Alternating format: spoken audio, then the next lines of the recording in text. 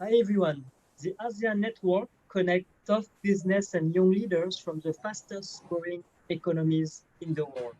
This digital community is dedicated to connect like-minded individuals who can empower each other to make a positive impact within their communities, but also to inspire the younger generations through speaker series, webinar, and virtual conferences.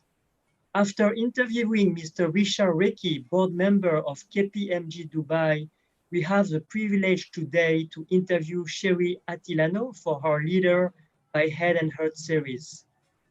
Cherrie Atilano is the founder and CEO of AGREA Agricultural System International, a for-purpose and inclusive business that is creating the first replicable one-island economy that is zero hunger, zero waste, and zero insufficiency. She is a high-level ambassador of UN Scaling Up Nutrition, food system champion of the United Nations, young global leaders of the World Economic Forum, board member of the Global Alliance for Improved Nutrition, and the Philippine ambassador of food security. In 2020, with her leadership in COVID-19 response for connecting farmers to consumers, she is named the best top manager in post-pandemic economy of the APEC Best Award and UN Women WEP Award for COVID-19 response. Cherrie, welcome to the Leaders by Heart and Heart series. Hi, Ravindra. Thank you so much for inviting me to be here. I'm so happy to, share my insights about, leadership coming from my head and my heart, I guess so. And hopefully it will make our audience happy and learn from it. Thanks, Sherry. So the format of this event will be mainly two questions, and then I will ask you three keywords at the end of your choice that you may explain. So let's start with the first question. It will be related to the intellect. Sherry, what's your vision of sustainable agriculture in ASEAN region? And perhaps you can also give some explanation within Philippines. Thank you.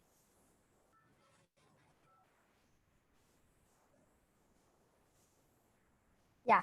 So my vision for sustainable agriculture in ASEAN is basically, on how our ASEAN farmers can definitely have good access to all support given to them, starting from training the farmers on proper sustainable agricultural technologies to just having decent food on their table, increase their crop production, have access to market and finance, and at the same time to really have a dignified, respected, and decent lives. And more importantly, in ASEAN, it's not about just working with our food producers, the farmers, and the fisher folks, but for the consumer base of ASEAN countries to really see to it the importance of our food producers, to be more connected to them, to really more of having that dignified connection to our farmers and fisher folks. Because I think, Ravindra, the most important is if we're more connected to nature, if we're more connected to the source of our food, if we're more connected to the people growing our food, we will be more aware and mindful in terms of our decision making in the consumer side. So my vision is hopefully it will be a win-win situation with the producers and the farmers, and our consumers. By shortening this gap, we can definitely be doing game-changing works in different aspects of the value chain. Thanks, Sherry, for answering very clearly to this first question. And I do agree also, especially during that challenging times that you impact within communities and more with the farmers sectors, like you said, connecting with people who need, but also in remote areas, make a significant impact. So the second question is more related to your purpose in life and a message for the young generation. I've read recently in Tatler Philippine magazine that within your testimony, you learn from people who don't know how to read and write with very minimal education.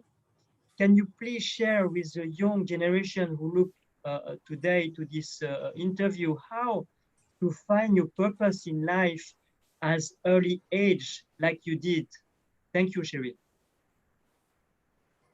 Well, that's a very beautiful question, Ravindra. It takes, it hits home. It's so personal, I guess, and I really admire that question.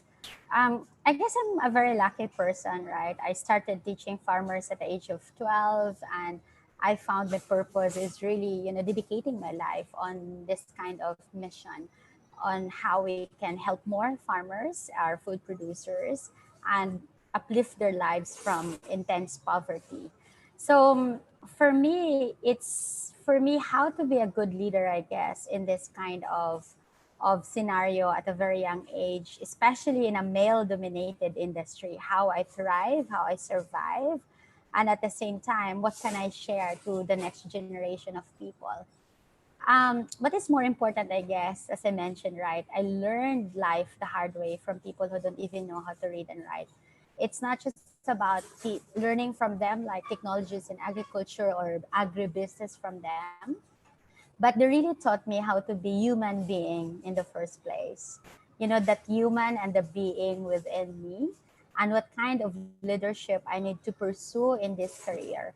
I worked with farmers and the fisher folks for 23 years of my life, and it's not an easy fit. This is, a most difficult sector. A lot of people are not liking agriculture because they said it's like a one-way ticket to poverty. But along the line, traversing this sector and learning from the people who don't even know how to read and write, for example, in our farm school, in AGREA, in my company, um, I learned to them that life is just simple. It's not complicated. It's really about having that sense of purpose and having that sense of love towards humanity and having that sense of respect to the environment is the most meaningful one. It's really about having that kind of leadership that is mindful, aware, and having that kind of empathy and compassion. I guess, the two words empathy and compassion is what I learned from these farmers. And the most powerful thing that I learned from them that I really embedded in myself is the power of hope. Agriculture is the most hopeful profession. You plant a seed now, you don't know when the seed will grow, or even if the seed will grow, a typhoon would hit, a drought would hit, you really don't know. But the power of hope and the faith towards that hope is something so meaningful. And the passion and the love to this work is something that I really learned truly from these people who don't even know how to read and write. There was one time, Ravindra, I was working with ex-convicts and criminals that they were I was converting them to be farmers basically because no one will hire them, right? If you got out from prison, sometimes people or companies are hesitant to hire you. So I was helping them to restart their lives. I was working with them in a farm, trying to build a farm for them with their families. And for me, that time I was in such a deep dilemma. It's because I was trying to work for my master's and PhD in the US. I got a Fulbright scholarship, principal grant. But when I was working with these people, I was asking them what's their dream in life. Basically, they don't know how to dream. And when I was asking them why your children are not in school, they said, because we're afraid to fill out forms to enroll our children. And I said, and here I am dreaming for my master's, dreaming for my PhD. And these very people need to kill someone to bring food on their table for their children. And they couldn't even send their children to school. So in that moment in life, I was asking myself, who am I as a person? Am I a person who will, pursue my personal dream, or am I a person who will dream with them? Mm. So it was the life that they taught to me that life should be about giving chances to people. Life is about that love that even people are, hated by the society. I want to be that person who will, you know, be remembered that, oh, there's this Cherrie who believe in the 1% good in ourselves and change our lives and send our children to school. So it's about life. And I never regretted that kind of decision making. And I really want to share these stories because for those people having difficult decision makings now, especially during this time of uncertainty, Yeah. um, just always follow your heart. And for me as a leader, always follow your heart, and also be aware. I have three eyes, Ravindra, that I want to share actually in this interview. I always believe in intuition, you know, and of course couple with information. If you have intuition and you're still doubtful about it, research about that intuition. And second one, I always believe in intentionality of my decision. So those are the three I's that I really wanted to share for your question.